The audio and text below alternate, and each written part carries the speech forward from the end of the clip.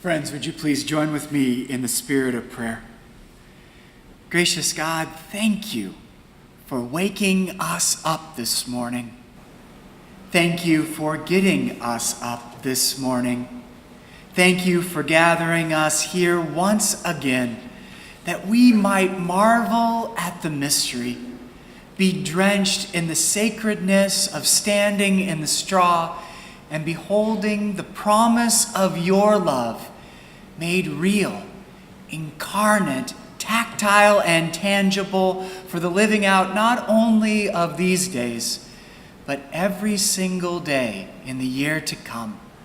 Let this mystery immerse us and wash over us and be our constant companion every day. We ask and offer all of this in the name of the one we greet with anthem sweet this morning, Jesus the Christ. Amen. So, a short sermon this morning, and the people of God said, "Best Christmas present ever." I'll start with a follow-up poem, a part 2 from last night. And the people of God said, "We rescind our first reaction." When the stars that silent night shined bright, and the angels sang heavenly songs with all their might, and shepherds who went with haste took flight, that first Christmas morning was quite a sight. We step inside and see a straw-filled cattle stall, 2 trembling parents for whom breathing took all their wherewithal. The tiny baby's eyes danced with light. That was a precious sight.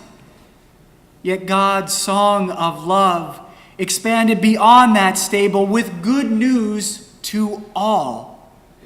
A knock at the door, a ragtag group of shepherds stare back like a bunch of oddballs. Invited to the manger made of stone were they. Just stood like frozen statues amazed in the hay, not wanting to disrupt this mystery because there really was not much to say. God's love embodied before them in glorious wonder. But this was a vulnerable baby, some might say, with fodder. Seriously, now I know why Dr. Seuss just made up words sometimes. But all this happened not only long ago over yonder. God entering in happens here and now when, like Mary, we ponder. The verse about Mary pondering is sometimes easily overlooked amid all the other details of the Christmas story. And really, who could blame the young mother after having traveled so many miles, after having only a lowly cow stall to sleep in, after having shepherds come and stand in your bedroom? Many of us would also wonder and ponder and probably think a lot of other things as well. And usually, I think we tend to equate pondering with thinking, as though it was some kind of intellectual exercise. But to ponder is something more than just puzzling. It's something deeper than a linear, logical, rational reasoning. You see, to ponder is to stand before the mystery, to stand before the very mystery of God, and just simply be. The word mystery, if you translate it literally, means to shut your mouth, not say a word. That's the best advice I never take. Mary ponders the mystery of this holy moment. And there's so much sacredness in that stable to soak in. But what I want us to ponder this morning, the mystery, is really the contradictions of Christmas. This child, God's love incarnate, was born not in a mansion, but in a manger. This child, God's love incarnate, was witnessed not by the powerful, prestigious, or even the religious, but by a misfit group of shepherds, the very people considered lowly and least and even thieves among many in society.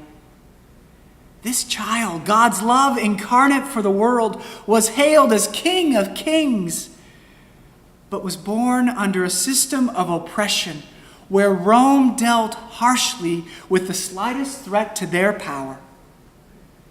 This child, God's love incarnate, was named Jesus. In Hebrew, that's Yahshua, meaning Yahweh saves. Remember from the Exodus sermon series this fall that Yahweh might not have actually been a word, but it might have been the sound of breath itself. Yahweh. Think about, ponder that God's plotting and planning would take almost 30 years from the moment of Jesus' birth to his baptism in the Jordan. That is when Jesus' ministry is initiated. 30 years. Ponder that mystery, to live and to lean into the contradictions, the tensions of the time it takes for God's redeeming story of hope, peace, joy, and love. There is so much for us to ponder in these days. We live in a time of contradictions and tensions. We live in a time when the world is messy. Oppression still causes our souls to ache. Too many people struggle and suffer. And yet, in part of my pondering the mystery of this sacred moment, I wonder if people 2,000 years ago, if people back then questioned the day after Jesus' birth, if anything had really changed. Rome was still in power. Folks still felt the full weight of triple taxation. The gap between the have and the have-nots was as wide as ever. God moving into our neighborhood, just as in the time of the Exodus, just as in the time of exile as well, God entering in did not instantly, immediately change everything. And yet God entering in did change everything. To ponder, prayerfully ponder, is to hold the mundane messiness of this broken world alongside the truth that there is a beautiful mystery drenching us as well. The sacred is infused with the sacred. The ordinary hums with the extraordinary, hovering all around us. Do you sense that as we ponder, as we draw near to the manger this morning? Do you sense that Christmas is this thin place of how an average feeding trough became a cradle for God's beloved? Christmas is the thin place to ponder two unwed, scared parents who became the God-bearer that we still celebrate thousands of years later. Christmas is this thin place to ponder the difference that Christ makes to each of us and to our church this year. You see, every Christmas, every single Christmas since the first one, the question has been the same. What difference does standing in the straw make to your soul this year? What difference is it going to make to our church this year? How does gazing at the one who is eternity embodied, how does that cause you to see the world differently? How does rubbing shoulders with the least of these shepherds before stepping out the door into the world that tomorrow is already ready to discount Christmas items up to 75%? What difference does this holy child of Bethlehem make to our ordinary lives? That question for me is one, like Mary, that I need to ponder. And rather than try to be prescriptive, try to tell you what you should do or ought to do, I just want to be a bit descriptive right now. I know that for me, I need to keep holding on to the truth that God's ways are not my ways. I don't know everything. God challenges those truths that we sometimes share with each other, that might makes right. Winner takes all, that we can earn God's grace. I need to let the messy details of Christmas rummage and roam around my heart for the coming few days.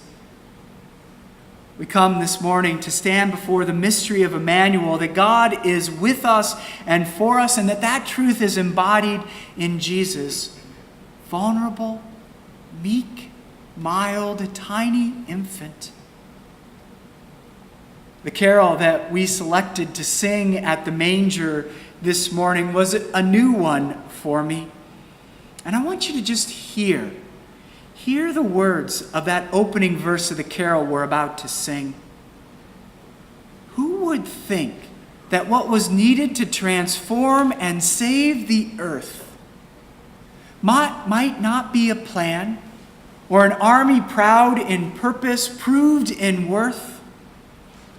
Who would think, despite derision, that a child should lead the way? God surprises earth with heaven, coming here on Christmas Day. May that mysterious truth that we're celebrating, which happened not only 2,000 years ago over yonder, but happens here and now, when like Mary we ponder.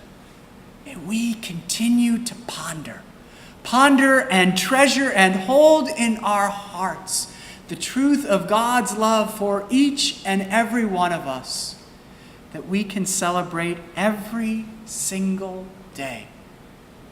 And that, my friends, really is the best Christmas present ever. Merry Christmas and God's love to each of you. Amen.